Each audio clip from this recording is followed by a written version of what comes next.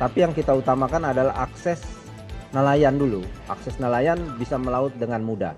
Penghematan. Jadi untuk yang dihemat sesuai dengan apa yang disampaikan Bapak Presiden, bahwa perjalanan dinas akan kita potong, sudah dipotong separuh ya. Kemudian kegiatan-kegiatan yang tidak penting seperti mungkin seminar-seminar yang nggak penting itu juga kita hilangkan. Kemudian kegiatan-kegiatan lain yang menghabiskan biaya seperti upacara pun kita laksanakan secara sederhana saja. Jadi tidak lagi upacara besar-besaran. Namun untuk kegiatan yang operasional itu tidak bisa kita hilangkan begitu saja. Karena ini penting ya, karena ini menyangkut kedaulatan dan keamanan dari bangsa dan negara, khususnya keamanan negara di laut. Terhadap kegiatan penyelundupan itu tetap kita laksanakan operasi yang efektif, efisien. Dan kita manfaatkan sekarang sistem remote sensing yang jarak jauh. Kita meningkatkan kemampuan puskodal-puskodal sehingga kita bisa monitor dari jauh. Kemudian baru menyiapkan alutsistanya untuk melaksanakan tindakan terhadap kegiatan-kegiatan ilegal di laut. Ya. Terkait operasi tadi, khusus untuk Hidros di tahun ini, apakah ada operasi survei khusus di lautan Indonesia ini? Kalau ada, mungkin bisa disampaikan kira-kira operasinya operasi apa dan berapa kali? Oh ya. Yang kedua, terkait kegiatan Bapak Kasal di Italia, kan sudah ada ship naming 2 kapal baru kemarin ya. Mungkin bisa disampaikan juga itu nanti dibawa ke Indonesianya kapan, tibanya kapan, apakah berbarengan, kemudian akan ditempatkan di mana dan sebagainya. Yang terakhir soal kegiatan kemarin Bapak di Lampung terkait dengan panen, kemudian ketahanan pangan dan sebagainya. Apakah memang ini juga nanti akan dibawa ke Rapim Angkatan Laut Pak, karena arahan dari Bapak Presiden saat Rapim TNI Polri maupun Rapim TNI kemudian dari Rapim Angkatan kemarin itu fokusnya ke sana. Mana yang pantai, mana yang batas pantai maupun mana yang batas laut. Jadi kemudian juga untuk memudahkan kapal-kapal bisa sandar di dermaga-dermaga di seluruh pelabuhan. Hidros juga melaksanakan survei-survei itu.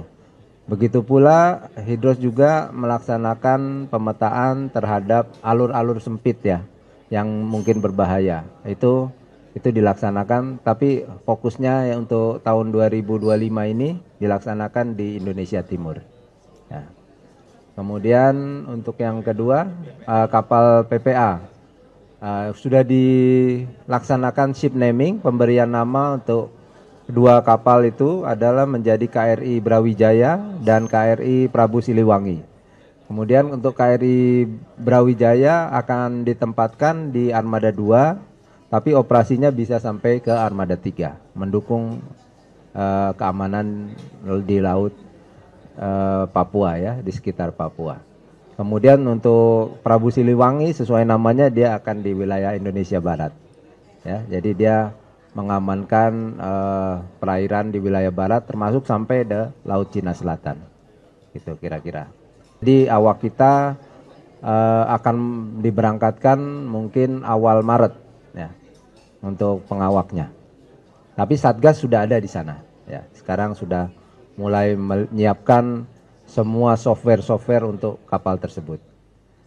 Kemudian yang terakhir ketahanan pangan. Kemarin kita melaksanakan program ketahanan pangan TNI Angkatan Laut di Lampung yang kita laksanakan terkait budidaya ikan ya, baik ikan laut maupun ikan air tawar. Kemudian juga di sana juga ada perkebunan, ada padi juga, kemudian ada jagung, kemudian ada cabai, ada buah melon. Itu dilaksanakan untuk mendukung kesiapan prajurit dan juga untuk mendukung masyarakat sekitar. Jadi sesuai dengan perintah Presiden, TNI itu harus sebisa mungkin membantu kesulitan rakyat ya. Jadi semua ini kegiatan makan siang bergizi juga kita laksanakan, Itu tujuannya adalah membantu kesulitan masyarakat dan membantu anak-anak sekolah, khususnya untuk membantu kecerdasan anak sekolah. Sesuai yang kita tahu bahwa ikan itu sangat bergizi dan mencerdaskan otak, terutama bagi generasi muda, anak-anak yang masa pertumbuhan. Ya. Jadi program pemerintah pasti kita dukung terus, maksimal kita dukung. Ya. Karena TNI adalah tentara rakyat, kita harus membantu kesulitan masyarakat. Izin Bapak, Malaika dari Kompas TV, untuk Hari Hidrografi ini kan diperingati tanggal 4 Februari. Apakah nantinya akan menjadi hari besar TNI AL dan peringatannya akan seperti apa setiap tahunnya? Lalu untuk pertanyaan yang kedua, soal isu lain terkait dengan pembongkaran pagar laut, ini kan sudah beberapa hari ditunda karena cuaca buruk. Rencananya kapan Pak akan dilanjutkan, dan bisa dijelaskan sedikit mungkin situasinya kenapa pagar laut ini ditunda dulu tuh seperti apa supaya masyarakat tahu. Terima kasih. Ya. Terutama untuk yang pertama, masalah hari hidrografi. Masalah hari hidrografi ini ditentukan tanggal 4 dan akan dilaksanakan terus-menerus setiap tahunnya oleh Pushidrosal. Dan ini dilaksanakan secara sederhana saja, tidak besar-besaran. Intinya adalah untuk memperingati bahwa Indonesia memiliki dinas hidrografi nasional yang diakui baik secara internasional maupun secara nasional. Itu aja. Kemudian untuk masalah pagar laut ini sementara saja dihentikan. Ini sekarang sudah hampir 20 km yang sudah dibongkar ya. Jadi udah tinggal sedikit lagi sebenarnya. Tapi yang kita utamakan adalah akses nelayan dulu. Akses nelayan bisa melaut dengan mudah, tidak membebankan bahan bakar mereka. Itu yang intinya. Dan ini dihentikan kemarin karena cuaca saja, faktor cuaca. Kalau cuaca membaik, kita lanjutkan lagi.